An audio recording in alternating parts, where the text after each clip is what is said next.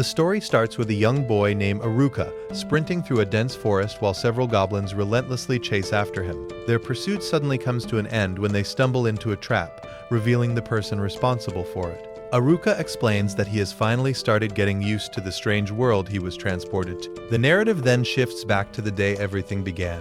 According to Aruka, he was once an ordinary high school student who preferred keeping to himself. He found social groups at school uninteresting and spent most of his time reading books alone instead. One day, a mysterious magic circle suddenly appeared across the classroom floor. Unlike his classmates, Aruka became excited because he had seen similar situations countless times in manga. However, he also remembered that those stories rarely ended well, so his first instinct was to escape. Unfortunately, when he rushed toward the door, he discovered it was locked. Unable to get out, he even tried climbing toward the ceiling to avoid the magic circle, but his efforts were pointless as it eventually reached him. Moments later, Aruka found himself standing inside a vast white void. Confused, he looked around and wondered why he was completely alone. He had expected someone important, perhaps a king or another authority figure, to be waiting for him. Soon, an elderly man appeared before him and motioned impatiently with his hand. It was obvious that the old man was in a hurry since everyone else had already been sent to the new world. A massive screen then materialized in front of Aruka, informing him that he had received 50 points to allocate among his abilities. However, he quickly discovered a major problem. Every powerful ability had already been claimed by his classmate. Whenever a student selected a skill, it became unavailable to everyone else afterward. As a result, only the least desirable abilities remained for him. The realization immediately frustrated Aruka. From his perspective, being left with nothing but weak abilities meant he would be nearly useless in the world he was about to enter. He continued arguing and complaining until the old man eventually lost patience. Tired of listening to him, the old man dumped every remaining leftover ability onto Aruka before instantly sending him to the other world. When Aruka arrived, he found himself surrounded by trees in the middle of a vast forest. While checking his belongings, he noticed that he possessed an infinite storage bag along with several unusual items. Without wasting time, he equipped himself with adventuring gear. When he attempted to view his status screen, he learned that he first needed to roll a special die. After rolling it, he received the letter M.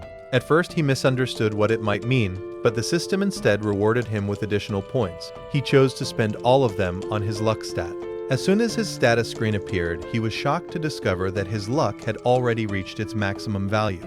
He eventually realized that the letter M granted the ability to instantly max out a chosen attribute. Aruka also reveals that he possesses two unique abilities known as Lone Adventurer and Subjugate. The Subjugate ability gives him the power to make others obey his commands. Believing that the other students had already left the forest, Aruka began searching for a way to survive.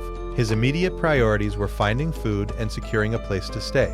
As he traveled through the wilderness, he noticed that one of his abilities allowed him to analyze nearly everything around him. This led him to realize that some of his supposedly useless skills were actually quite valuable. Through appraisal, he could obtain detailed information about objects, plants, and materials he encountered. Before long, he discovered several mushrooms capable of boosting his abilities. The discovery thrilled him. Since his infinite storage bag had unlimited capacity, he could collect as many useful resources as he wanted. He even started reconsidering his opinion of the old man who had sent him there. Later, while searching for water near a river, Aruka heard an unfamiliar noise echoing nearby. Following the sound, he arrived at a cave. After carefully checking that it was empty, he decided it would serve as a perfect temporary shelter, especially since his storage bag contained plenty of camping equipment. Several hours passed, and Aruka gathered firewood before attempting to use magic for the first time. To his excitement, he successfully ignited the wood. Not only that, but his stats increased and he unlocked fire magic as well. For reasons he could not understand, he also obtained clairvoyance, perception, and enemy detection. These were powerful abilities that should have been unavailable because other students had supposedly claimed them already. The following morning, Aruka was relieved to see that he had survived his first night in the new world. He explains that the title Iakomori grants a special benefit. The magical items he received automatically generate a protective barrier that keeps nearby monsters from approaching him. After waking up, he prepared breakfast using the various tools stored inside his bag. Once he finished eating, he left the cave and spent the day collecting herbs, plants, and other valuable resources, since he intended to remain in the area for some time. During his exploration, he eventually spotted a group of goblins. Realizing that avoiding combat forever was impossible, he decided it was time to fight. Picking up a sturdy branch, he activated his packaging ability and infused it with magic, significantly increasing its offensive power.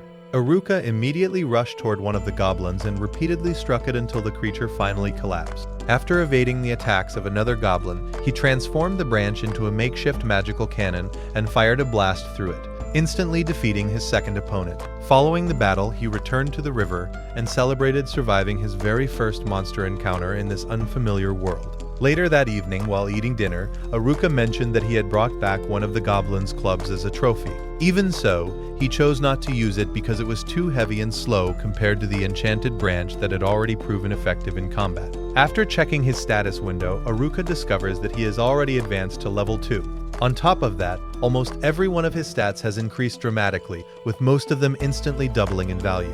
The following day, he finds himself growing tired of living off mushrooms. While complaining about his meals, he imagines that the class president would probably lecture him if she heard him being picky about food. Soon afterward, Aruka activates wrapping magic, causing a magical aura to surround his body.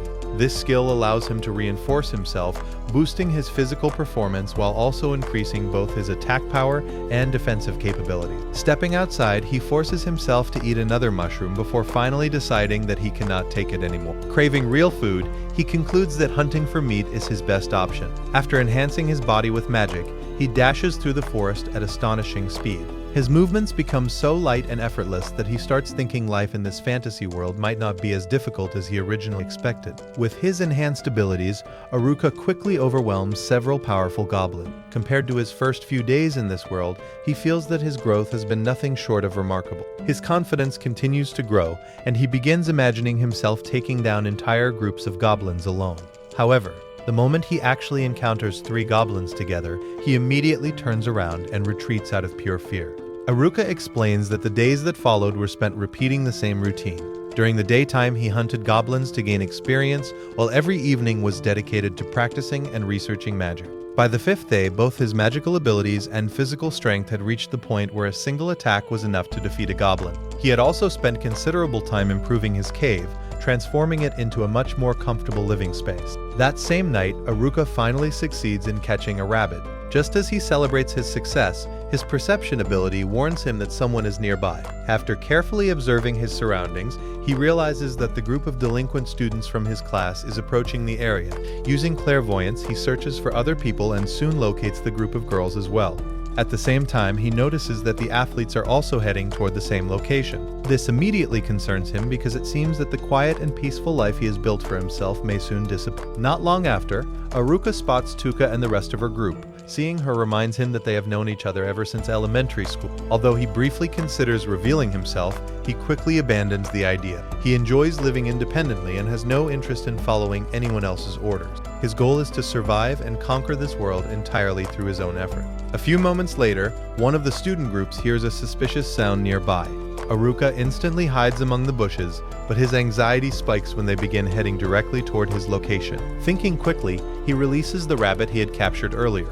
The rabbit immediately catches the students' attention, causing them to chase after it and move away from his hiding place. After they leave, Aruka quietly watches the group from a distance near the river. He decides that getting involved with the class delinquents would only bring him unnecessary trouble.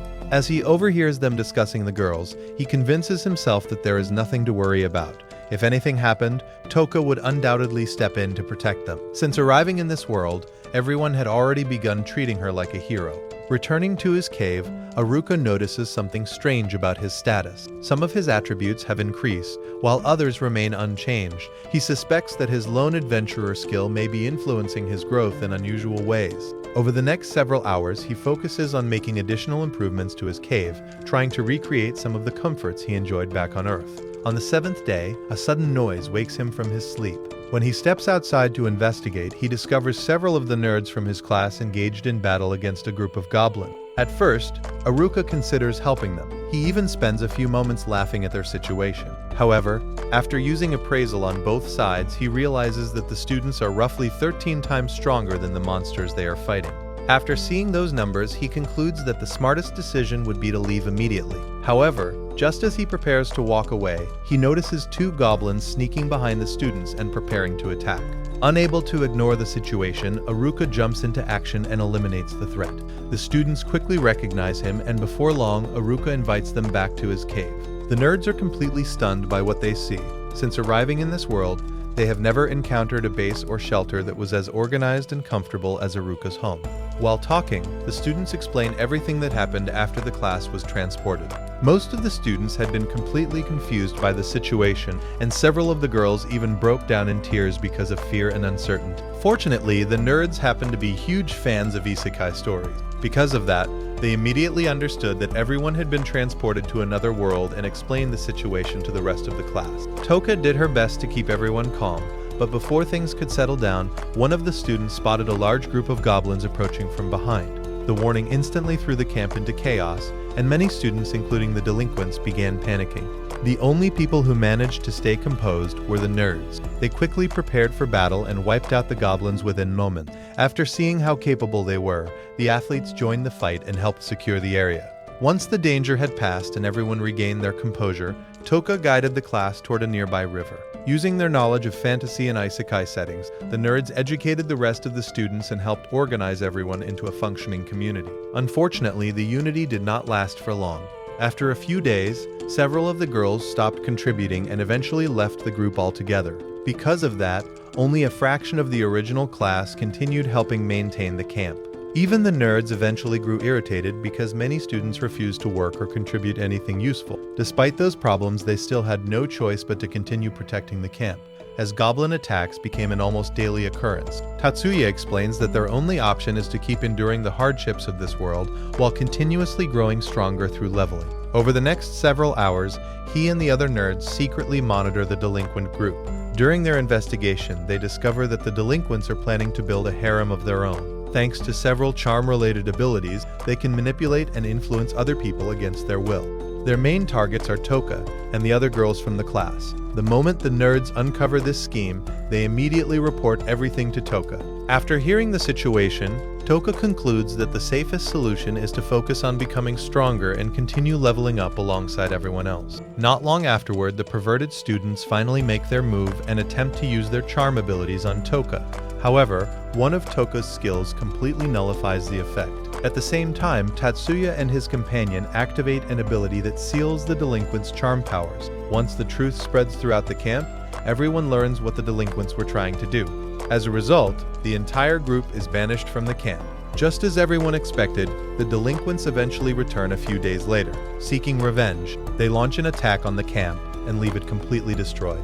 For some reason, several students begin placing the blame on the nerds, despite the fact that they were the first people to warn everyone about the danger. Although Toka and a handful of classmates try to stand up for them, Tatsuya and the others eventually decide that remaining there is no longer worth it and choose to leave.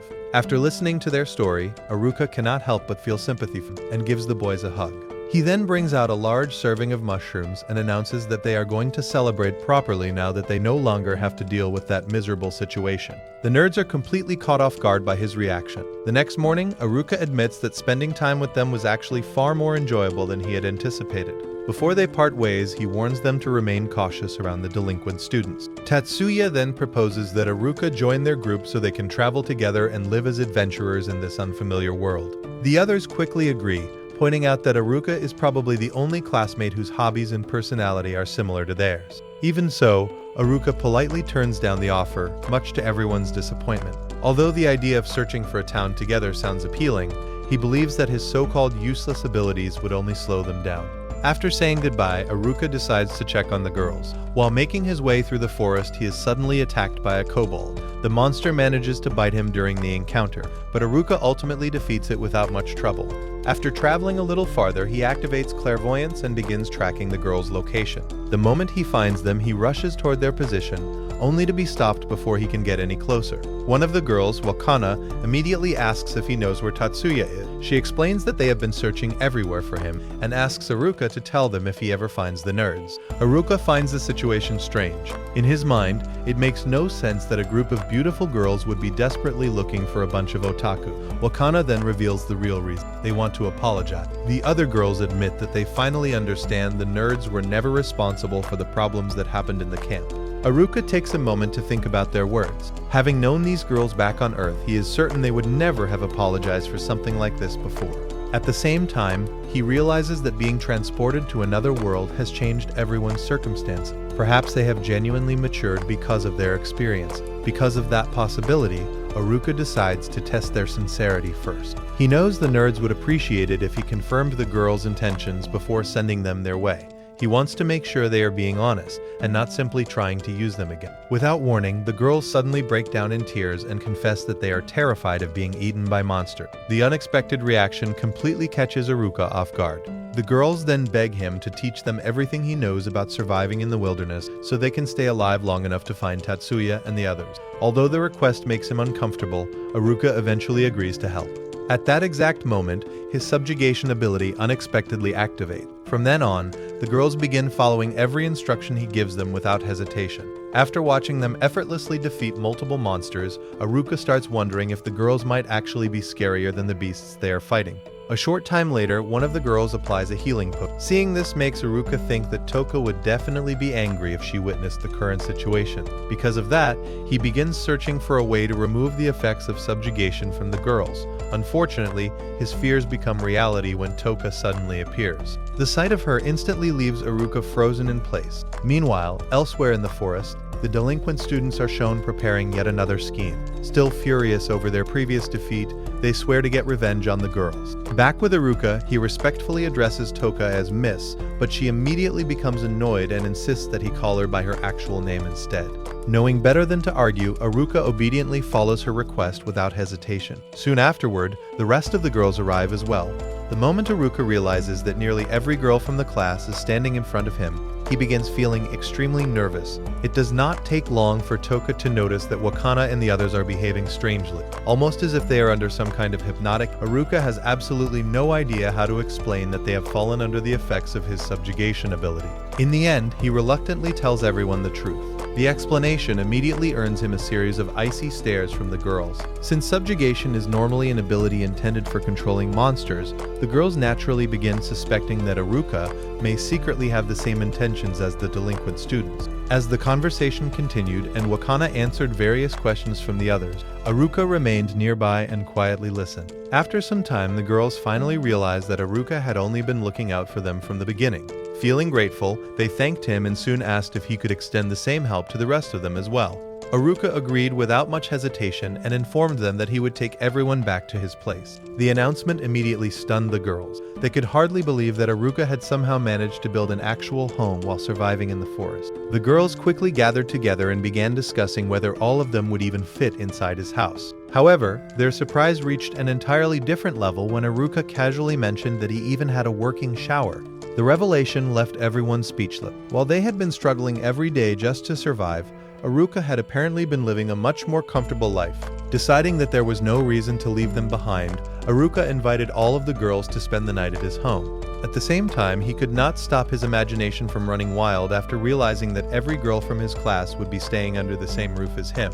Using one of his abilities to navigate through the wilderness, Aruka guided the group back through the forest. After a lengthy trip, they finally arrived at their destination. The girls were completely dumbfounded when they saw the place. What Aruka called a house looked more like a luxurious mansion compared to anything they had seen since arriving in this one. The moment they learned there was a shower available, the girls wasted no time and immediately rushed off to wash them. Watching all of this unfold made Aruka far happier than he probably should have been. Once everything settled down, Aruka chose to sleep in a separate area away from the girls. Later that evening, Toka approached him privately and expressed her gratitude for everything he had done. She explained that after the boys left, the girls had been terrified and uncertain about their future. Now they finally had proper meals, a safe place to sleep, and even a chance to clean themselves. Most importantly, they had hope again.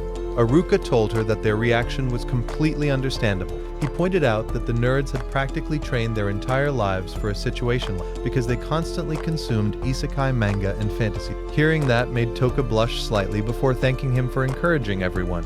However, she quickly followed up with an observation of her own. According to Tuka, the fact that Aruka had managed to build a mansion and prepare so thoroughly meant that he was probably an even bigger otaku than the nerds. That comment instantly made Aruka panic because he knew she had hit the mark. Wanting to avoid further embarrassment, he immediately changed the subject and ended the conversation. The next morning, Aruka was awakened by one of his classmates, a cheerful girl named Chika. He became visibly nervous when she approached him in a rather friendly and playful manner. However, the awkward atmosphere disappeared when the two accidentally bumped their heads together while she informed him that breakfast was. Not long afterward, Everyone gathered outside to eat. The moment Aruka saw fish on the menu, he devoured it like a starving man. He explained that he had spent days surviving almost entirely on mushrooms because every attempt to catch fish had ended in failure. Later, the group made their way toward the river. There, a girl named Mami unleashed a lightning spell directly into the water, instantly electrocuting a large number of fish. Seeing this, Aruka became curious and asked if he could inspect her magic. Using his packaging ability, he successfully stored the lightning attack itself. When he later released the captured lightning into the river, he managed to catch plenty of fish on his own. At that exact moment, he also unlocked lightning magic. The girls were amazed after witnessing what his packaging ability could do. They pointed out that if Aruka could learn new forms of magic simply by storing them, then the ability was actually absurdly powerful. Despite that, Aruka insisted that all he had received were supposedly useless leftover abilities. Sometime later, Wakana and several other girls went to bathe in the river while Aruka discussed future plans with Toka. The girls still hoped to reunite with the nerds someday, but they understood that they needed to become stronger before attempting the journey. Because of that, Aruka agreed to personally train them. Not long afterward, he gathered everyone together and checked their levels. The results left him completely speechless. Even the weakest girl among them was already level 16. Meanwhile, Aruka himself had only reached level 7. At that moment, he could not help thinking that he might be the one who needed their protection instead of the other way around.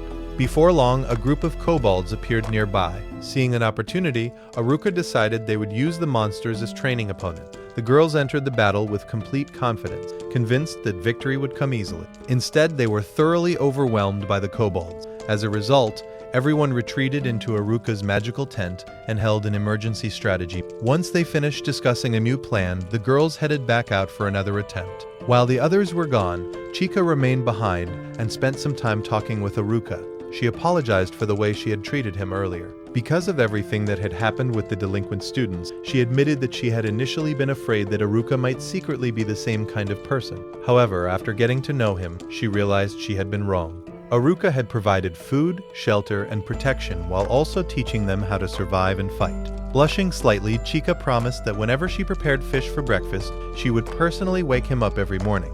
The following day, Aruka happily greeted another breakfast filled with fish. Not long afterward, he overheard the girls discussing their plans to get revenge on the kobold. Hearing their confidence, Aruka immediately assumed they were about to get beaten up all over again. Just then, Toka stepped forward and reminded everyone that they needed additional training before challenging the kobolds once more. Following her suggestion, the girls began practicing against goblins instead. Unfortunately, the results were not much better. Even the goblins managed to defeat them repeatedly. Several days passed before Aruka finally declared that the time for revenge had arrived. While some of the girls were excited for the challenge, others immediately began inventing excuses to avoid fighting altogether. Their behavior irritated Aruka to no end, and he complained that they would never improve if they kept running away from every difficult battle.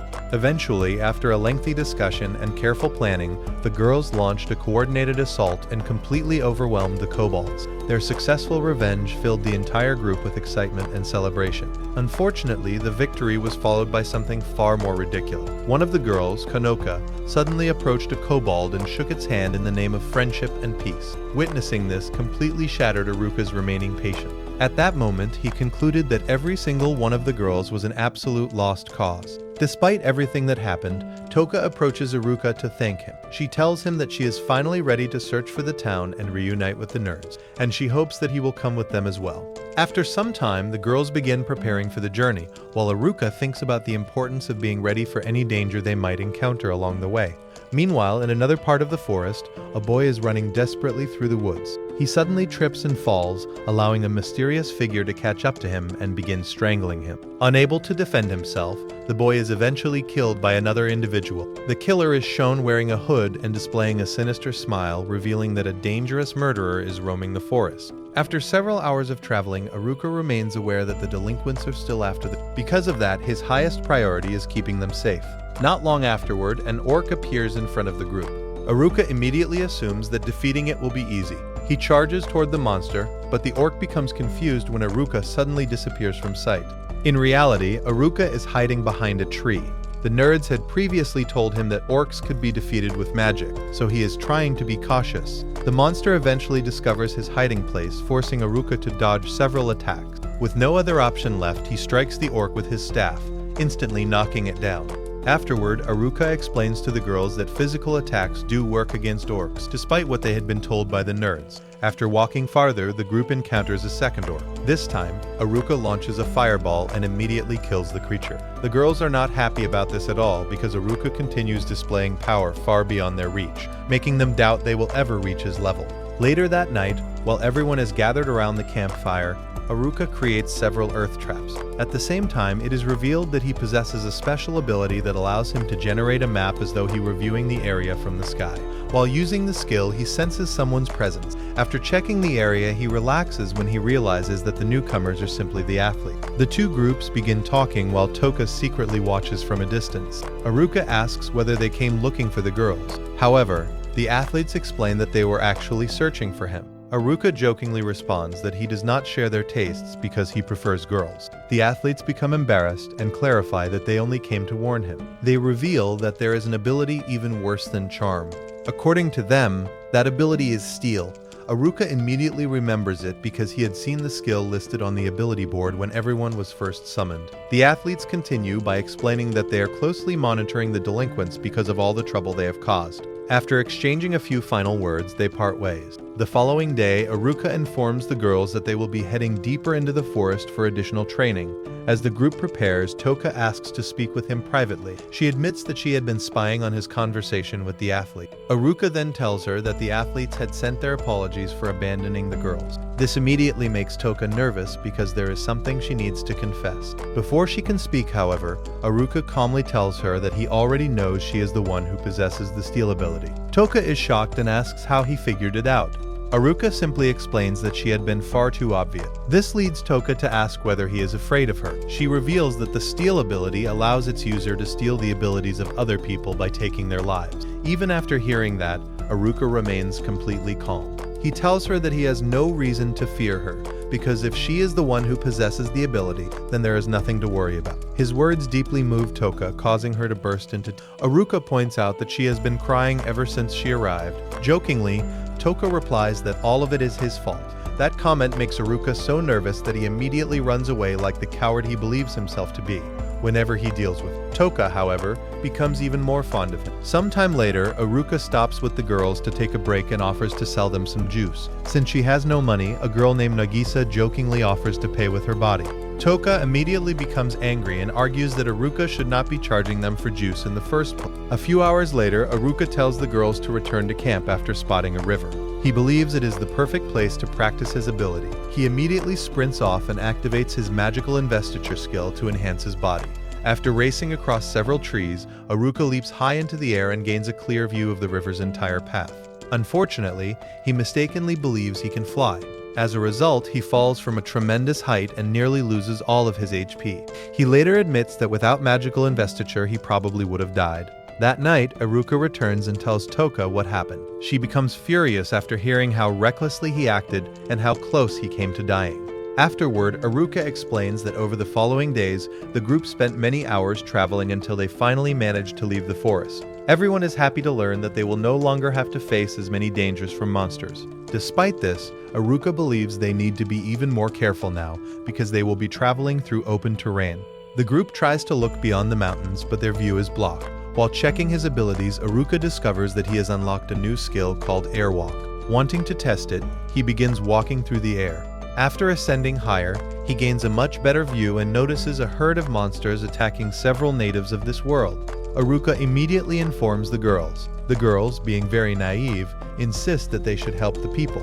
Aruka points out that those individuals could be bad people as well. However, one of the girls argues that if they turn out to be bad people, she will deal with them herself, but if they are good people, then they would be saving innocent lives. Aruka already knew she would say something like that, so he decides that he will go rescue them by himself. He immediately activates his magical investiture and wind magic, knowing that both abilities will be useful. As he begins moving through the air using Airwalk, He suddenly realizes that Toka is hanging onto his cloak after getting caught in the wind magic. Moments later, Aruka crashes directly into the battlefield and defeats all of the monsters. The survivors, Gadik and Ofter, thank him for saving their lives. They explain that the monsters had been attacking merchants in the area, which prompted the Adventurers Guild to issue a quest to eliminate them. Thinking it would be easy money, they accepted the mission and came to hunt the monster, only to end up needing Aruka's rescue.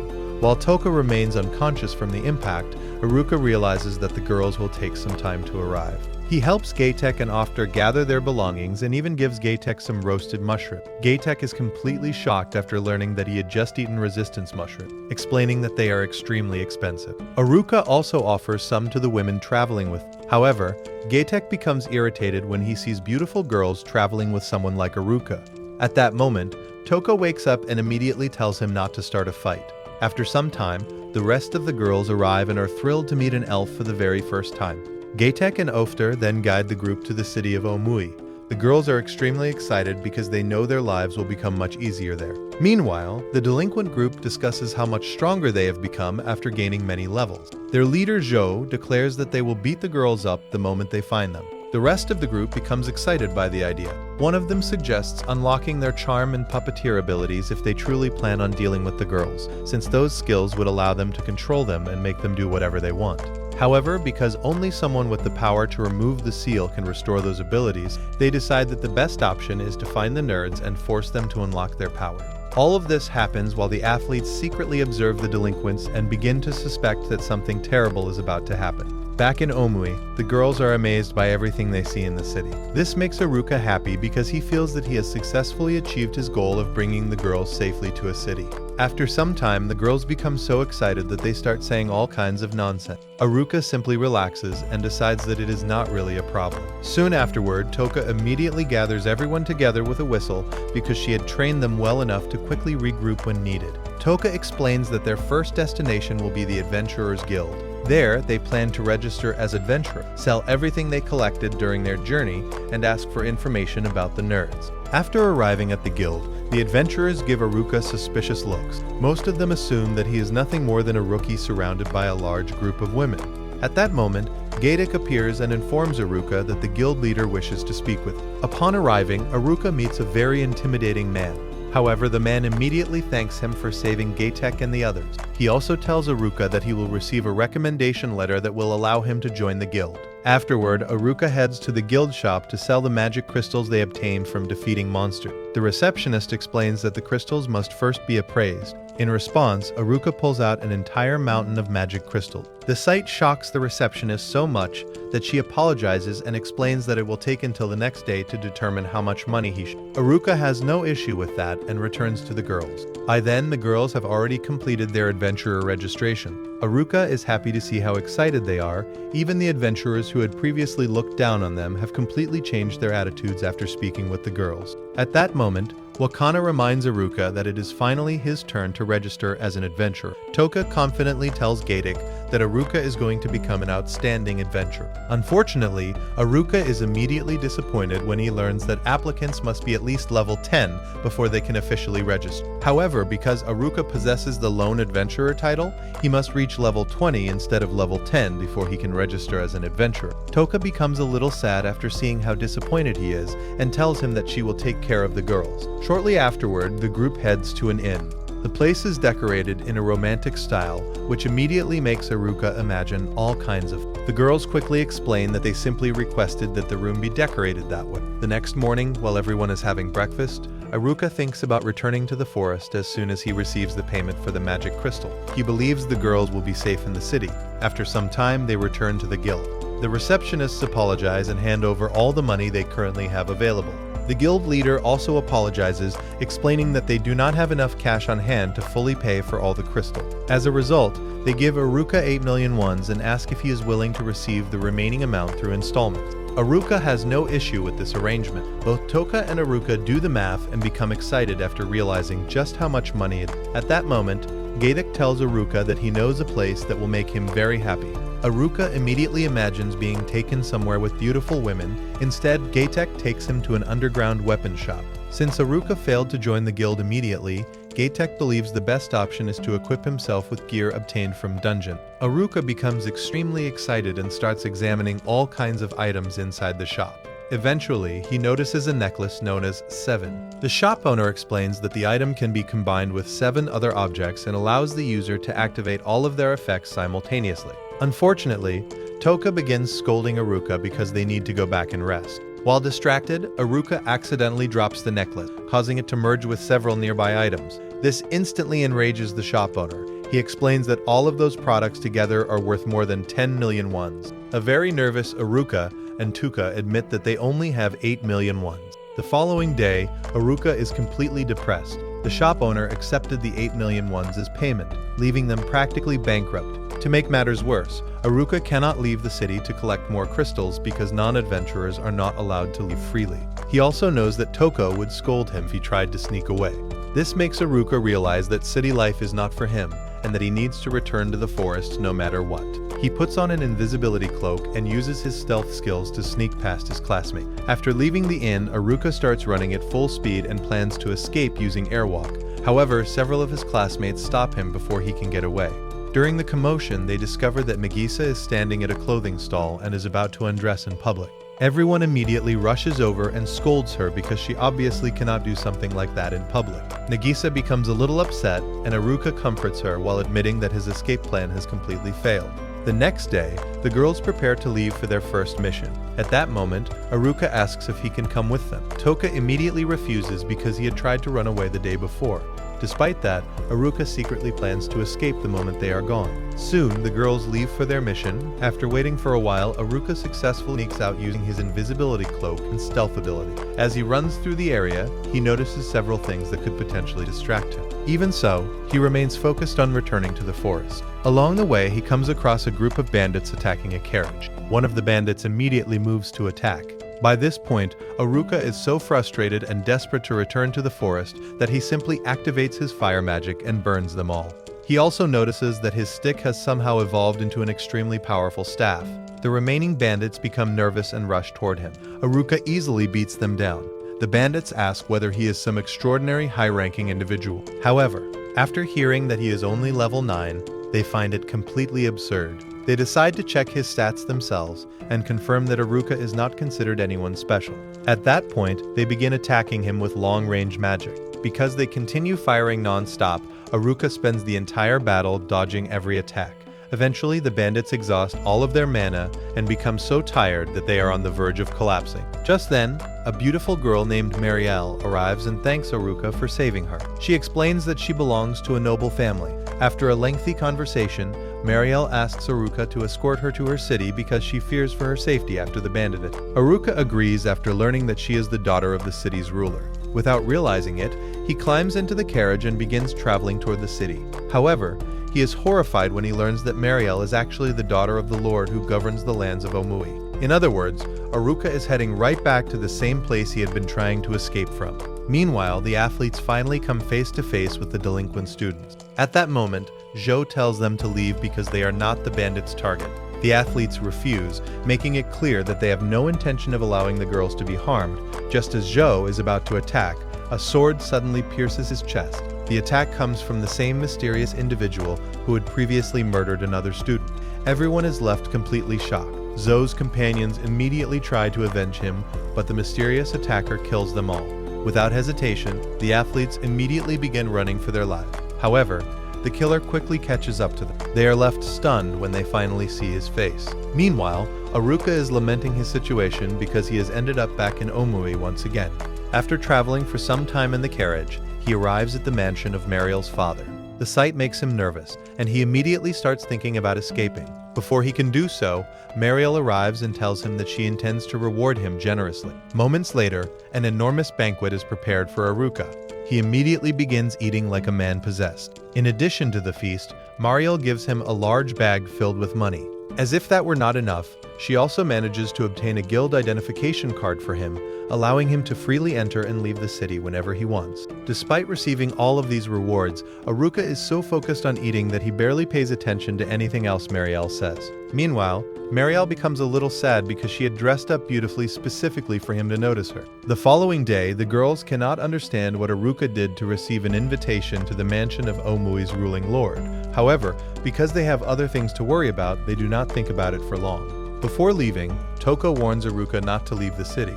Naturally, Aruka completely ignores the warning and plans to leave anyway. However, he decides to take care of a few things first. He spends several hours enjoying the city before writing farewell letters. Afterward, he heads for the exit. This time, no one stops him because he simply shows his guild identification card to the guards. Once outside, Aruka immediately heads back into the forest and quickly defeats an orc. He believes that with his newly enhanced weapon, which was combined with multiple items, surviving in the forest will be much easier. After walking for some time, he senses that something strange has happened nearby. Soon, he discovers a pool of blood. Using enemy detection, he follows the trail of blood and footprints. Before long, he finds the athletes barely clinging to life. Aruka immediately pours a potion on them, helping them recover slightly. The athletes first ask whether the girls are safe. Aruka assures them that they are. The athletes then reveal that the entire delinquent group has been murdered. They also explain that the killers stole all of the weapons the delinquents had obtained. Aruka is completely shocked when he learns that the killer's next target is Tuka herself. According to the athletes, the murderer somehow discovered that Tuka possesses the steal ability. Aruka cannot understand how the killer knows this information. As far as he knows, only he and the nerds were aware of Toka's secret. After a lengthy discussion, the athletes ask Aruka to join them in hunting down the killer. Aruka considers the offer for a moment. All he originally wanted was a peaceful life in the forest. In the end, he tells the athletes to return to the city and apologize to the girls because he intends to face the killer alone. The athletes reluctantly accept his proposal and begin heading back. Although Aruka believes having them by his side would be useful, he knows that someone needs to protect the girls. Meanwhile, Toka begins searching for Aruka. The girls try to calm her down, reminding her that he will eventually return. They also decide to follow the instructions he left in his note, which encouraged them to continue leveling up. Back in the forest, Aruka realizes that he needs to create a new ability if he wants any chance of defeating the killer. After fighting the bandits, he learned that magic can be used in many different ways. At that moment, he encounters several high-level goblins and immediately defeats them. Even though he does not gain a level, he understands that he needs to become stronger and continue searching for powerful monsters. Soon, an orc king appears and attacks him. Aruka effortlessly dodges every attack and realizes just how powerful his weapon-related abilities have become. Seeing an opportunity, he decides to test one of his newly developed techniques. By combining several abilities together with magical investiture, he greatly enhances his weapon. With a single strike, he kills the Orc King. Aruka concludes that even though he received the worst abilities, combining them creatively allows them to become incredibly useful. However, while distracted by his victory, a level 50 Goblin Emperor suddenly appears behind him. Aruka immediately becomes nervous because he is only level 9. He uses the same combined technique and manages to land a small hit. The Goblin Emperor quickly recovers and charges straight at him, leaving a cut across his cheek. The monster continues attacking at incredible speed. Aruka eventually takes advantage of an opening and lands a powerful blow that removes a massive portion of the monster's HP. Unexpectedly, the Goblin Emperor heals itself and becomes even stronger. It then lands a devastating attack on Aruka. Despite the damage, Aruka refuses to give up. He gathers his determination and throws himself back into the battle. After several hours of fighting, he finally defeats the monster and gains 2 levels. Aruka then returns home and checks his status. He discovers that he has reached level 11 and obtained the new abilities he had been hoping for. Several of his existing abilities have also leveled up. Even with all these improvements, Aruka knows that he is still not strong enough to face the killer. However, he gains a new ability called Invent, which allows him to cast attacks without having to prepare the spell beforehand. The following day, as Aruka returns home, the killer finally appears before him. The mysterious figure removes his hood and reveals himself to be Tanaka, a student who had always been part of the delinquent group and the very person responsible for murdering his own classmate. Meanwhile, the girls return from a mission inside the city. They are all worried because 2 days have passed without any news from Aruka. At that moment, they notice the athletes waiting near the entrance. The girls are relieved to see them. The leader of the athletes, Awomi, informs them that Aruka is currently fighting alone in the forest. This immediately worries Tuka, as she never imagined that Aruka had returned there. Back in the forest, Aruka welcomes Tanaka to his home. However, Tanaka admits that he expected the athletes to lead him directly to the girls. Instead, they proved to be smarter than he expected and avoided returning to them because they realized they were being followed. Tanaka expresses his frustration at being deceived. He then reveals that he deliberately pretended to be weak and used the delinquents to separate all of the student groups. This revelation enrages Aruka because he realizes that everything had been part of Tanaka's plan from the very beginning. Tanaka makes it clear that he has no interest in wasting time with Aruka.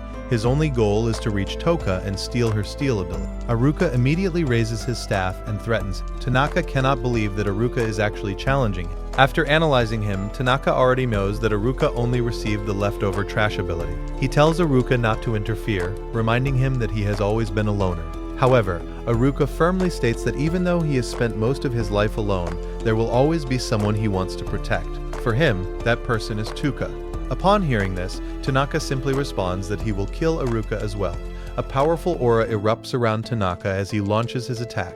He points out that only worthless abilities remained after everyone else chose the good one, making it impossible for Aruka to defeat him. Tanaka immediately attacks using earth magic. Meanwhile, back in the city, the girls become increasingly worried. Toka insists on going after Aruka, but the others stop her and reassure her that he will be fine. Back in the battle, Aruka can barely dodge Tanaka's attacks because of a special ability affecting it. This surprises Tanaka, who had assumed that Aruka was weak. Tanaka then asks when Aruka first realized that something was suspicious about him. Aruka calmly replies that he knew from the beginning because someone like Tanaka would never willingly associate with a group of delinquents. Tanaka admits that he had planned everything from the start because he wanted the steal ability. He also reveals his special skill, Interfere, which allows him to exert a certain level of control over the movements of anyone affected by it. That is the reason Aruka has been struggling to avoid his attacks. Tanaka then launches a powerful fire magic spell and lands a direct hit. However, he is stunned when Aruka absorbs the magic instead of taking damage. Aruka is equally surprised. He realizes that he has just activated one of the abilities gained from a plant that had merged with his staff. Taking advantage of the moment, Aruka attempts to land a hit. Tanaka blocks the attack with a sword he instantly conjured. He then summons numerous weapons and declares that he will crush Aruka with them. A relentless barrage of attacks follows as Tanaka assaults him with various weapons. Eventually, one of the attacks lands directly. Tanaka tells Aruka to surrender. At that point, Aruka realizes that the battle is going terribly because Tanaka possesses countless ways to attack. Even so, Aruka reveals that he knows about one of Tanaka's abilities. The skill is called Copycat, and it allows him to copy and store the abilities of other people. That is why Tanaka can use the abilities of so many students. More importantly, he wants to combine that power with steel to become practically unstoppable. With a sinister smile, Tanaka openly admits that he wants to become the most overpowered person in the world and eliminate all of his classmates. He has no intention of allowing anyone to stop him. Tanaka unleashes another series of attacks. However, Aruka deliberately lures him into a trap by pretending that he has no chance of winning. The moment Tanaka rushes in to finish him off, Aruka suddenly dodges and reveals that he has figured out the secret behind his ability. According to Aruka, Tanaka can only use copied ability 3 times. The revelation immediately makes Tanaka nervous. He can no longer land clean hits on Aruka. Aruka explains that he had been testing him throughout the battle. He noticed that Tanaka consistently limited himself to using certain abilities only twice because he was afraid of exhausting his most powerful copied skills. This discovery allows Aruka to seize the advantage and begin landing multiple blows on Tanaka. Tanaka launches another attack, but Aruka dodges it with ease. Unable to believe what is happening, Tanaka starts shouting that someone like Aruka should never have been able to gain the upper hand against him. However, Tanaka declares that he still has one final trump card. A powerful aura begins gathering around him as he charges up his strength. He then starts moving at incredible speed, attacking Aruka from multiple directions. Eventually, Aruka lowers his guard for a moment, giving Tanaka the opportunity to activate his death ability. The attack immediately causes Aruka to collapse to the ground. Convinced that the battle is over, Tanaka assumes that Aruka is dead and begins thinking about claiming Tuka's steal ability next. Unexpectedly, Aruka calls out to him. Tanaka is completely stunned. Aruka had somehow survived an attack that should have guaranteed death. Aruka explains that one of his abilities reduces the effectiveness of status. On top of that, his luck stat is already maxed out. Tanaka argues that it makes no sense because Aruka had clearly fallen to the ground like a corpse. Aruka calmly reveals that he had only been pretending in order to make Tanaka lower his guard. He also explains that he had been using his puppet ability the entire time. The skill allows him to move freely even while under the influence of Tanaka's control ability. Aruka then asks him once again whether he still considers all of his abilities to be worthless trash. That question infuriates Tanaka. He immediately launches a non-stop barrage of attacks, while insisting that someone who only received leftover abilities could never defeat him. Meanwhile, Aruka effortlessly dodges every attack and points out that Tanaka is simply wasting his abilities. Tanaka insists that someone with his intelligence could never make mistakes in his calculation. Aruka responds that they are no longer living in their old world. The rules in this world are completely different. Tanaka then reveals more about himself. Back on Earth, he spent all of his time studying. School was always easy for him because he considered himself a genius. He looked down on everyone around him, believing that none of them possessed even half of his intelligence. Everything changed on the day they were summoned. For the first time, he experienced excitement and adrenaline unlike anything he had ever felt before. The moment he saw the ability board, the darkness inside him was unleashed. He became convinced that greatness awaited him in this world. Because of that, he decided to begin murdering his classmates. In his mind, achieving the future he desired required sacrifices, and he was completely willing to pay that price. At that moment, Tanaka charges at Aruka and manages to knock away his sword. Believing victory is finally within reach, he prepares to end the battle. Aruka rushes toward him. However, a sword suddenly pierces Aruka from behind. Tanaka had been controlling his weapons remotely the entire time. Thinking the battle is over, Tanaka becomes overconfident and continues attacking. That confidence proves to be a mistake. Aruka strikes him and points out that he never should have lowered his guard. At that moment, magical investiture begins covering Aruka's entire body. While powering up, Aruka criticizes Tanaka for trying to become overpowered by stealing the abilities of others, while everyone else worked hard to improve through training. For the first time, Tanaka begins to fear him. Even so, he gathers his courage and launches one final attack. Aruka immediately activates his invent ability. Using the skill, he lands a decisive finishing blow and defeats Tanaka once and for all. As he walks away from the battlefield, Aruka reflects on how close he came to losing. He realizes that even the smallest mistake in his plan would have cost him his life. The battle leaves him severely injured. Because of his condition, he doubts that he will be able to return to his friends. He can only hope that everyone will continue living happily, even if he is no longer around. Just as Aruka is about to lose consciousness, the nerds finally arrive. Confused, Aruka asks where they have been all this time. The boys casually explain that they had been hiding and came specifically to search for him. They immediately offer to help. The nerds begin carrying Aruka, and he asks why they came despite the danger. They explain that after returning from a dungeon, they found the girls desperately worried about him. Even though they were terrified, they decided to search for him regardless of the risk. Several hours later, they finally arrive in Omui. To Aruka's surprise, all of his classmates are waiting for him at the entrance. The girls immediately surround him. For someone who has always preferred being alone, Aruka finds the situation overwhelming. Eventually, the girls end up carrying him themselves. Meanwhile, Wakana's group finally apologizes to the nerds for driving them out of the camp. After realizing that the apologies are sincere, the nerds accept them. Aruka feels that protecting the class president was enough. Now that Toka is safe, he believes it is finally time to return to his solitary lifestyle. He quietly attempts to slip away. However, Toka immediately stops him. Aruka tries making excuses, but Toka becomes emotional and wraps him in a hug. She cannot believe that he still wants to return to the forest and live all alone. Toka also tells Aruka how worried she had been about him. Although she does not cry this time, she warns him that all of the girls are going to scold him for everything he has done. The girls look so furious that they resemble wild beasts. The following day, Aruka wakes up after having a nightmare about a girl who seems strangely familiar. Afterward, he heads to the dining hall and runs into the nerds. The boys explain that they are returning to the dungeon because they are searching for an extremely rare item. Aruka asks what the item does. They explain that it can change the way people perceive and think about the user. Aruka immediately jokes that he could use it to do all sorts of perverted things. The comment causes the nerds to leave immediately. Watching them go, Aruka realizes that they have truly become adventurers. He also thinks that now that the nerds have reunited with the girls, there is no real reason for him to remain in the city. However, a chill runs down his spine when he notices Toka standing directly behind him with a terrifying expression. Toka warns him never to do something as reckless as what he did with Tanaka ever again. Aruka immediately drops to his knees and apologizes for everything. Only then does Toka finally calm down and tell him that they are even now. Even so, Aruka feels somewhat disappointed and starts thinking about ways to avoid provoking her anger in the future. He then remembers the item the nerds mentioned, the one capable of changing how people see him.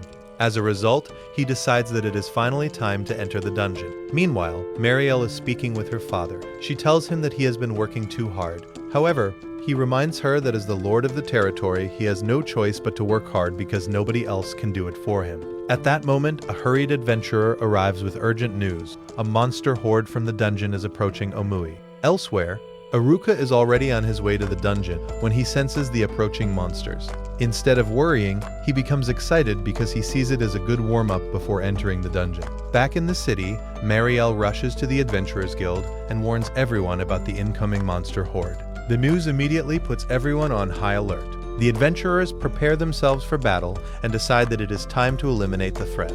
Meanwhile, Aruka begins slaughtering the monsters one after another. Several minutes later, he kills the final monster, an orc king. Afterward, he continues toward the dungeon and uses stealth to sneak past the guards stationed at the entrance. Once inside, he discovers several dungeon treasure chests. However, after appraising their contents, he becomes disappointed because all of the items seem completely useless. After all, he only came for the item that can alter how people perceive him. A new idea then comes to mind. Aruka decides that it would be better to ask the old black market merchant if he knows anything about the item. Meanwhile, night falls, and the adventurers are still waiting for the monster horde to arrive. Some of them even begin doubting whether the information was accurate. Eventually, they spot someone approaching from the distance. To everyone's surprise, it is only Aruka. The girls immediately tell him that they have been waiting for a monster horde and that the city may be in danger. Aruka casually informs everyone that he already killed all of the approaching orcs. The revelation leaves everyone speechless. The girls immediately become angry again after realizing that Aruka had placed himself in danger once more. Later, both Marielle and the guild leader thank him for saving the city. However, they also scold him for being so reckless and acting alone. The guild leader explains that everyone is worried because monster activity has recently increased dramatically. There are even rumors that a horde of high-ranking monsters could attack at any moment. That night, Aruka realizes that he needs to do something quickly because the entire city now has its eyes on him. The following day, he visits the old merchant and asks whether there is an item that can make people like him more. The merchant tells him about a pheromone ring hidden somewhere inside the city's dungeon. The news excites Aruka tremendously because it proves that the nerds were telling the truth. He immediately asks where it can be found. After all, he already explored the first floor of the dungeon and found nothing. After thinking for a moment, the merchant suggests that the ring may be located around the 50th floor. He also explains that the dungeon is believed to contain more than 100 floors. To descend deeper, adventurers must defeat the boss on every floor. Otherwise, they cannot advance to the next level. The merchant also mentions an old legend about a dungeon emperor that supposedly exists somewhere deep within the dungeon. Very little is known about it because almost no adventurer has ever managed to descend that far. Instead of being intimidated, Aruka becomes even more excited. He immediately decides to visit the guild's general store to stock up on supplies before entering the dungeon. Sometime later, the nerds inform the girls that Aruka has gone to the dungeon in search of the pheromone ring. The girls instantly realize that if an item like that falls into Aruka's hands, all kinds of terrible things could happen.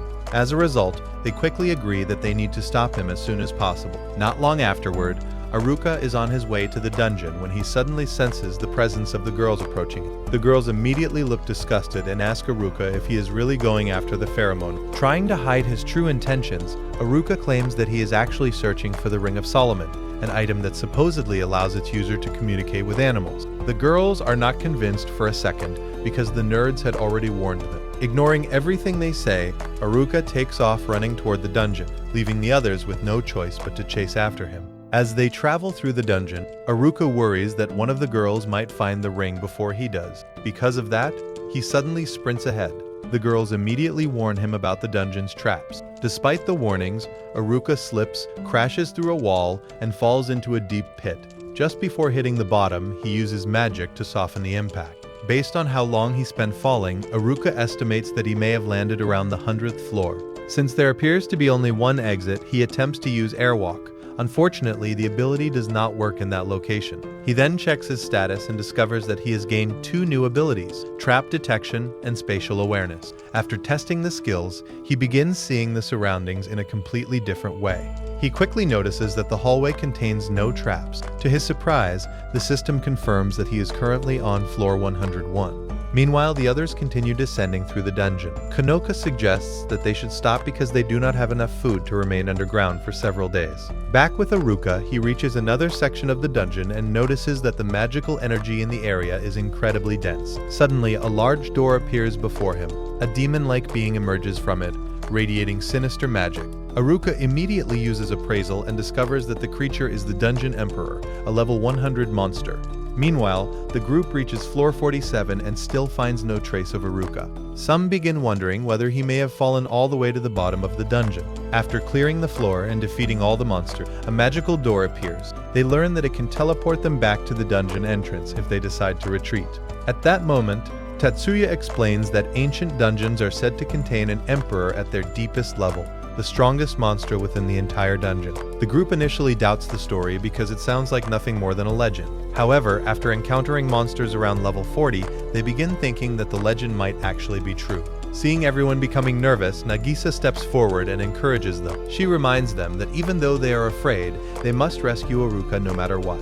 After all, he had saved all of them before, and now it is their turn to return the favor. Her words motivate everyone, and they agree that she is absolutely right. Meanwhile, Aruka becomes increasingly nervous after examining the Dungeon Emperor.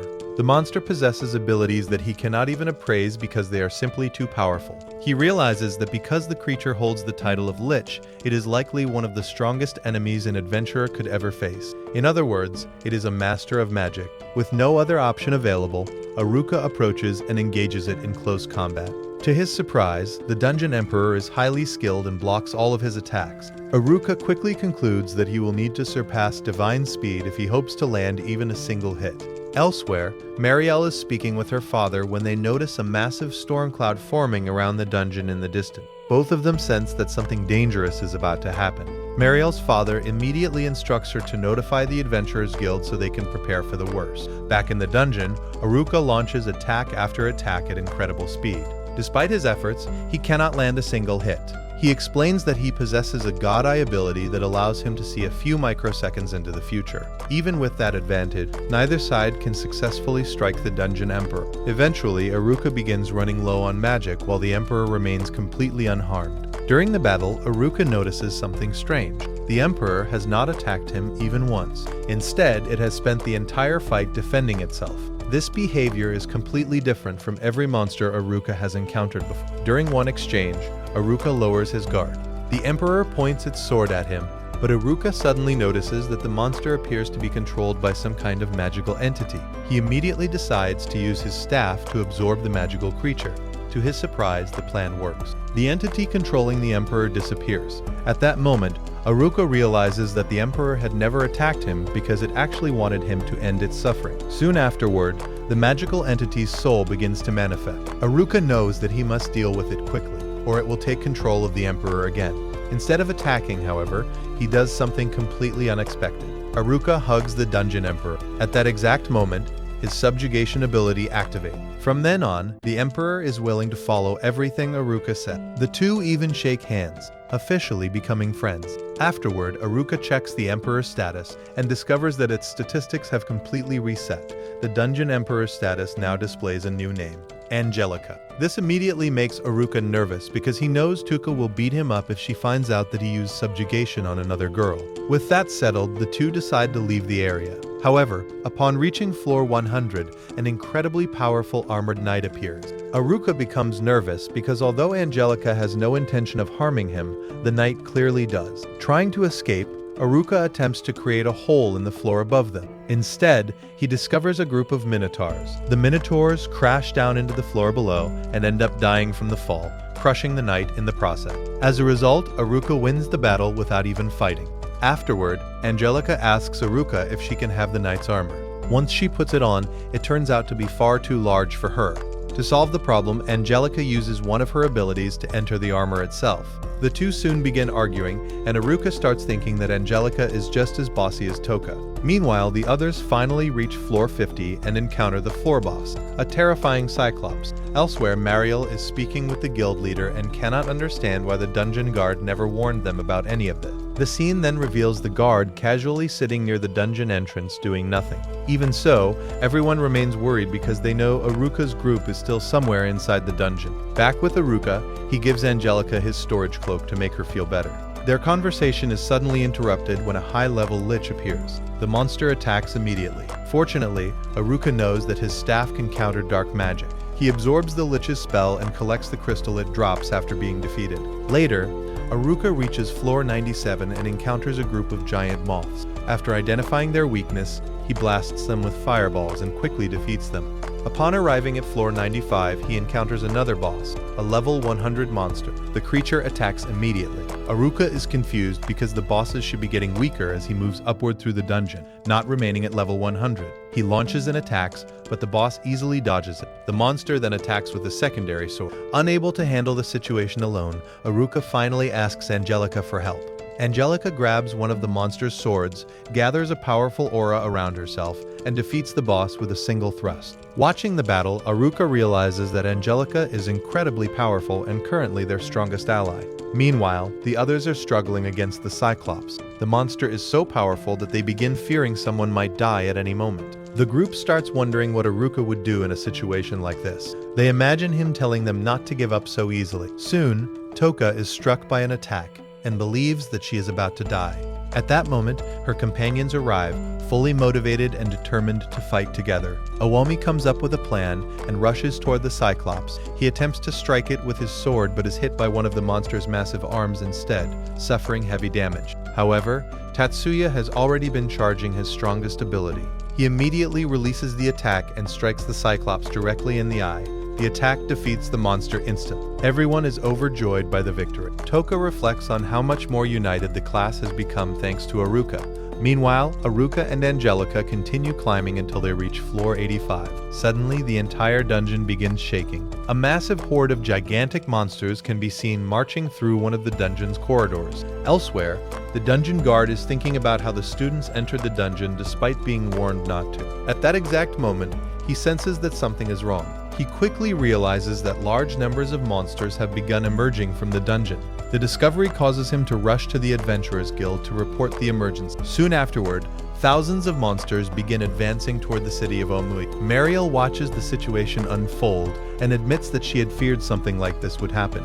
The guild leader then brings out an old document concerning the dungeon. According to the records, the dungeon itself is a living organism that stretches from its deepest depths all the way to the surface. He explains that when monsters are not eliminated inside the dungeon, they eventually emerge into the outside world. Furthermore, if the final boss on the deepest floor is defeated, all of the monsters should disappear completely. At that moment, the ground begins shaking violently. Everyone assumes that the monster horde has finally reached the city. Meanwhile, Aruka arrives in a chamber filled with griffins. Using a fish as bait, he sets up a trap and successfully puts all of the griffins asleep.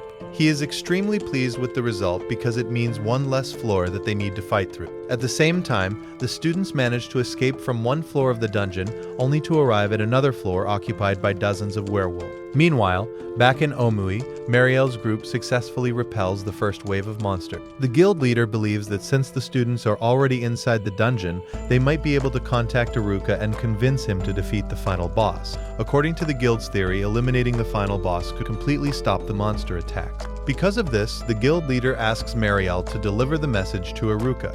Although she is frightened, Ofter volunteers to accompany. After seeing the large number of injured adventurers, Mariel decides that she has to help and accepts the task. Meanwhile, Aruka reaches a water-filled floor where a swarm of piranhas immediately tries to attack him.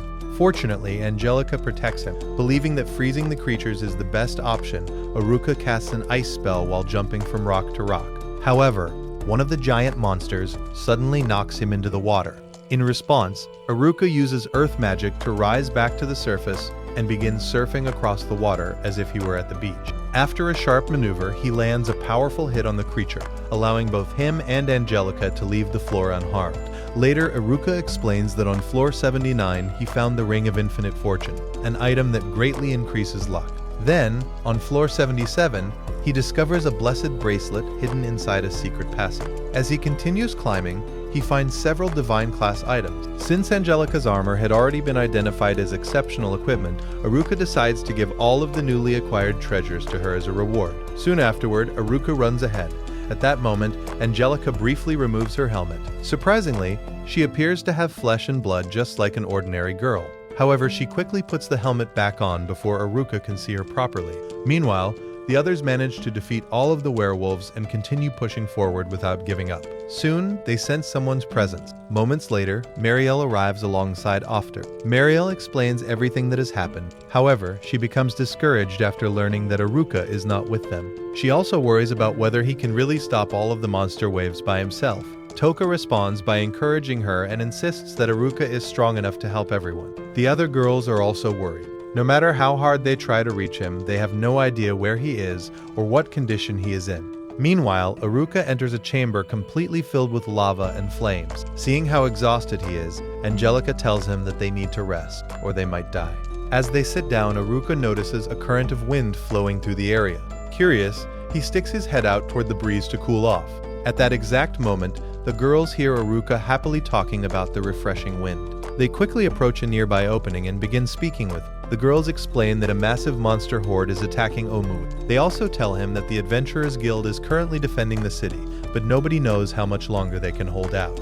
Mariel then speaks to Aruka directly. He is surprised to hear her voice because he never expected her to reach that part of the dungeon. Ofter also joins the conversation and explains that they encountered a second monster wave on their way there. He warns that if a third wave reaches the city, Omui will be completely doomed. As a final request, Mariel tells Aruka that he must defeat the final boss in order to stop everything. However, everyone is shocked when Aruka reveals that he already defeated the final boss. Tatsuya becomes confused. If the final boss is truly dead, then he cannot understand why a second monster wave is still heading toward the city.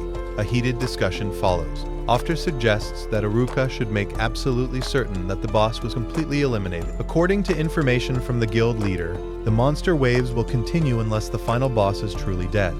Those words make Aruka extremely nervous. In that instant, he realizes what everyone is implying. If Angelica is considered the true final boss, then she must die or the city will remain threatened forever. Aruka reflects on the fact that his original objective was to defeat. However, after traveling together through so many floors, he has grown attached to her. He reminds himself that he already defeated the real boss. Angelica was nothing more than a prisoner trapped inside the dungeon for decades. Because of that, Aruka cannot bring himself to kill her. The idea feels cruel and unforgivable. Unable to keep the truth hidden any longer, Aruka finally explains the entire situation to everyone. He reveals that Angelica is still alive. At the same time, he insists that he wants to find a way to save both Angelica and the city. The problem is that he has no idea how to accomplish that. Aruka then turns to Angelica and promises that they will get through this together. With their decision made, the two prepare to continue onward. Before leaving, Aruka tells his companions that he intends to stop the monster waves. Ofter, however, believes that accomplishing such a thing is impossible unless the true boss is defeated. However, Toka trusts Aruka completely and tells everyone that they should wait for him. She believes that he will find a solution one way or another. After all, he has made them worry many times before, yet he always managed to overcome impossible situations. Toka openly admits that she trusts him deeply because she knows he will save everyone. After hearing her speech, everyone gradually calms down. Meanwhile, Aruka silently thanks Toka for believing in him. Her trust only strengthens his resolve to help everyone. He also promises Angelica that he will save her as well and free her from the chaos they have become trapped in together. Meanwhile, the second monster wave reaches the city. Gaedic and the others manage to defeat several monsters, but they quickly realize that hundreds more are continuing to arrive without end. Seeing the situation, the guild leader declares that it is the duty of every adventurer to defend the city. He refuses to allow innocent civilians to die without a fight. He also reminds everyone that Aruka's group is close to solving the problem, and that they only need to buy a little more time. His words inspire the adventurers, who immediately prepare themselves for battle. Back in the dungeon, Aruka says goodbye to the others and begins rushing upward as quickly as possible. Rather than fighting every monster he encounters, he focuses on avoiding unnecessary battles. Whenever powerful enemies appear, Angelica's overwhelming strength helps eliminate them quickly. After a long series of battles, Aruka checks the rewards dropped by one of the bosses. Unfortunately, he still cannot find the pheromone ring he had been searching for. At that point, Angelica asks if they can rest. Aruka realizes that he has been pushing her extremely hard. Even so, neither of them can afford to stop because they are very close to reuniting with the others. Soon, they enter a forest-like chamber. A giant bird releases a song that instantly puts Aruka to sleep. When he finally wakes up, he discovers that Angelica has been carrying him on her shoulders the entire time because she wanted him to rest. Meanwhile, the others arrive at another boss chamber and encounter a level 100 Sphinx. Toka cannot understand why they are encountering such powerful bosses when they are getting closer to Aruka. The group launches an attack, but the Sphinx immediately regenerates all of its damage. Neither physical nor magical attacks seem effective against it. After explains that Sphinxes are practically immortal creatures and can only be defeated by solving their riddles. Meanwhile, Aruka and Angelica finally reach floor 59 and are now very close to the others. Aruka thanks Angelica for carrying him all this time. As they continue forward, they notice large cracks throughout the area and realize that the dungeon has become dangerously unstable. Suddenly, Aruka senses someone's presence nearby.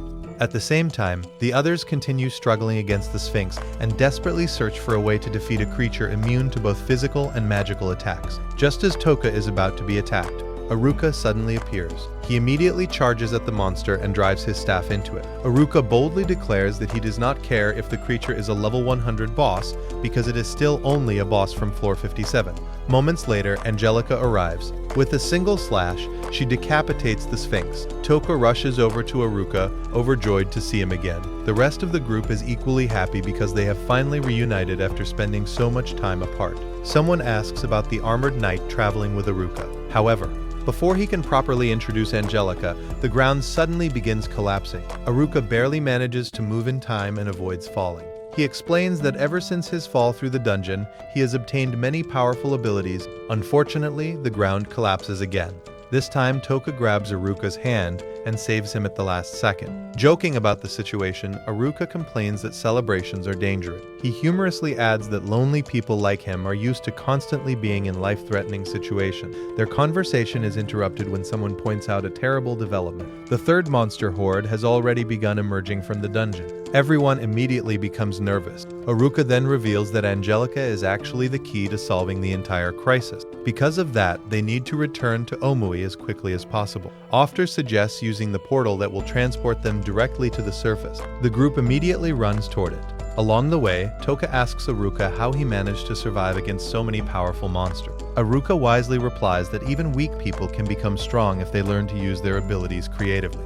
After some time, the group finally reaches the dungeon entrance. There, they are informed that they cannot afford to waste another second. An enormous army of monsters is already pouring out of the dungeon. The sight leaves the guild leader completely shocked. He has never seen thousands of monsters gathered in one place before and realizes that the city is facing a full-scale monster stampede. Meanwhile, Mariel's father tries to calm the citizens and tells them that they need to trust Aruka. At the same time, the group prepares for battle and Aruka gives Angelica a signal. Angelica steps forward and drives her sword into the ground, releasing a powerful aura that spreads throughout the area. A massive beam of light shoots into the sky. Aruka explains that this is nothing difficult for her because she is essentially the ruler of the entire dungeon and the strongest being within it. As the sovereign of the dungeon, Angelica immediately activates a powerful summoning circle. Within seconds, every monster disappears. Everyone is left speechless by what they just witnessed. Aruka and Angelica bump fists like close friends. The group immediately bombards him with questions. Aruka explains that Angelica is the empress of the dungeon. One of the students points out that this is the highest rank a dungeon monster can possess. Aruka confirms that he is correct and explains that virtually every monster in the dungeon serves her. He also reveals that Angelica is currently only level 1 because of the effects of subjugation. Despite that, she remains incredibly powerful. The girls ask what happened to all the monsters. Aruka explains that Angelica teleported them back into the dungeon and ordered them to remain calm. Because of that command, they will no longer attack the city. Everyone is relieved to learn that Omui is finally safe. The next day, Aruka begins sorting through all the treasures he obtained from the dungeon. He decides to hold a trading event to sell the items. Soon the girls arrive and are shocked by the enormous collection of treasures. Like a true merchant, Aruka announces that everything is for sale. The girls immediately become excited because many of the items are sacred treasures. The boys arrive as well and decide they will not allow the girls to buy everything for themselves. The auction quickly begins. However, nobody pays attention to Aruka because everyone immediately starts arguing over the items. The girls become so obsessed with buying treasures that they look completely possessed. Seeing how traumatized the boys are, Aruka secretly brings out additional items he had been hiding and gives them a chance to obtain some treasures as well. The boys are delighted. Eventually, everyone calms down. Aruka then realizes that the only person who has not chosen anything is Angelica. He worries that she may feel lonely in the city after spending so many years isolated in the dungeon. Because of that, he decides that he should do something to help her adjust. After some time, everyone leaves happy with the item they wanted. Meanwhile, Aruka becomes ecstatic after seeing how much money he earned from selling the treasures. At that moment, Toka approaches him and thanks him for everything he has done for the group. Soon after, Angelica arrives. Toka asks Aruka to introduce their new companion. Aruka explains that Angelica was originally a skeleton that appeared after he defeated the soul that had been controlling her. Completely confused, Tuka asks how he managed to convince her to help them when he never found the pheromone ring. With no other choice, Aruka admits that he used his subjugation ability on her. The moment Tuka hears that, she completely loses her temper. She immediately starts yelling at him because she had already warned him not to use that ability on girls anymore. Since Aruka does not want to explain the full truth, he takes Angelica away and lets her tell the story herself. Later, the girls begin questioning Angelica. During the conversation, they discover that she is 17 years old. Just like them, Toka eventually realizes that Aruka used subjugation in order to save Angelica from the curse that had imprisoned her for so many years. After understanding what happened, Toka decides that the best thing they can do is help Angelica feel welcome. The girls then take her to the baths so she can finally relax. Once there, they notice Angelica removing her armor and immediately offer to help. To their surprise, they discover that she has flesh and bones just like a normal human girl. This completely shocks them because Aruka had told them that she was originally a skeleton. After helping her remove all of the armor, they are left speechless. Meanwhile, Aruka feels a little depressed because he never found the pheromone ring. Even so, he admits that without Angelica's help, he never would have defeated the monster. Because of that, he begins thinking that it may be time to return to the forest where he was happiest. The following day, Aruka meets with Toka. Toka is still disturbed by what she learned the day before. She assumes that Aruka still does not know that Angelica now possesses a normal human body. Aruka asks Toka for permission to return to the forest and take care of a few things. Toka agrees without hesitation as long as he promises to come back. Aruka reassures her that he will return.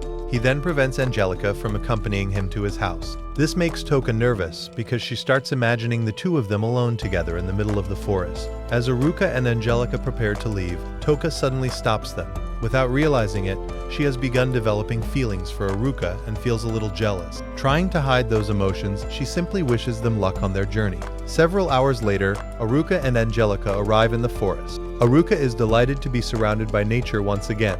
He activates his abilities and tells Angelica to keep up with him. Excited to be back, he rushes forward at full speed. Unfortunately, he misjudges the terrain and falls into a small ravine. Fortunately, thanks to Angelica, he escapes the accident without suffering any injury. At that moment, Angelica leaned forward to look down and accidentally slipped. Aruka quickly caught her in his arms and was surprised by how heavy she was for someone who used to be a skeleton. That immediately made Angelica blush. Later, while taking a shower, Aruka jokingly invited Angelica to join him. He imagined a skeleton awkwardly covering itself with a towel. To his surprise, Angelica removed her armor and appeared before him half-dressed. Aruka froze on the spot. He could not understand why a blonde girl was suddenly standing in front of him. A moment later, he realized that it was actually Angelica, and she confirmed it herself. Afterward, the two sat down together to talk and clear up the confusion. Aruka asked her several questions, but because Angelica had spent many years possessed, she had forgotten how to speak and could only communicate through hand gesture. Through those gestures, she explained that while she was possessed, she had become a skeleton. However, the armor she obtained carried a curse known as flesh and blood. That curse restored her original human form. Because Aruka had given her the blessed bracelet, it also nullified another curse that had prevented her from removing the armor. Combined with the rest of the treasures, she regained all the power she had lost after becoming human again. Aruka realized that Angelica had been helping him this entire time as a way of thanking him for saving her. He then made it clear that she was no longer a monster who could do whatever she wanted. Unlike the soul that had possessed her, he would never treat her that way. He also told her that she did not need to stay by his side all the time. Upon hearing that, Angelica began crying and hugged him. Now that she had finally met someone she cared about, she did not want to be alone ever again. Aruka immediately understood how she felt. To comfort her, he shared his own story. After listening to him, Angelica smiled warmly. The next day, Aruka asked Angelica to help him test one of his new abilities. He told her to fight him with everything she had. Angelica agreed, and the two immediately prepared for battle. As soon as the fight began, Aruka used his exchange ability on her. He temporarily borrowed part of her stats and believed he could easily dodge all of her attacks. At least, that was what he thought. After becoming overconfident for a moment, Angelica smacked him on the head. She immediately became worried, but Aruka simply laughed and told her that one day he would surpass her. Soon afterward, both of them became hungry. Aruka caught several fish, and they headed to the kitchen. Since Angelica was afraid of accidentally cutting herself, Aruka began teaching her how to cook. The scene looked almost like a couple preparing a meal together. After some time, they finished making a delicious stew and thoroughly enjoyed it. Later, after Aruka had eaten his fill, Angelica nervously took his hand and led him to a room. She asked him to sit beside her. Although she acted strangely at first, she eventually revealed that she simply wanted to give him a massage as a way of thanking him. Aruka agreed without hesitation. However, he quickly realized that Angelica was terrible at giving massages. Even so, he pretended that it felt great so she would not feel bad. Afterward, he invited her to accompany him somewhere else. The two sat together on a bench outside the house and admired the beautiful night sky. When Angelica hesitated to move closer, Aruka gently patted her head to show that he cared about her. That instantly turned her face bright red. She tried to say something using her own voice, but she could not get the words out. Feeling embarrassed, she sat down on the ground. Aruka placed a hand on her shoulder because he understood that she was trying her best. He then suggested returning to the city the following day and promised that he would stay by her side the entire time. The next day, Angelica became emotional and started crying. Aruka held her hand and the two immediately headed toward the city. As soon as they arrived, the girls greeted them. However, they quickly started teasing Aruka because he had not let go of Angelica's hand even once. Both Aruka and Angelica became completely embarrassed, while the girls took every opportunity to make fun of them. Aruomi soon approached Aruka and immediately started teasing him. He pointed out that Aruka could no longer call himself a loner after returning from what looked like a date while holding hands with a beautiful girl. The other boys quickly joined in and began asking all sorts of questions. Some of them even wanted to know whether Aruka and Angelica had done anything romantic while they were alone in the forest. Their constant teasing eventually annoyed Aruka. At that moment, Angelica arrived looking extremely embarrassed. Aruka noticed that she had been communicating much more than before. Since he still had things to do, he prepared to leave. However, just as he was about to go, Angelica spoke to him with her own voice for the very first time. She thanked him sincerely.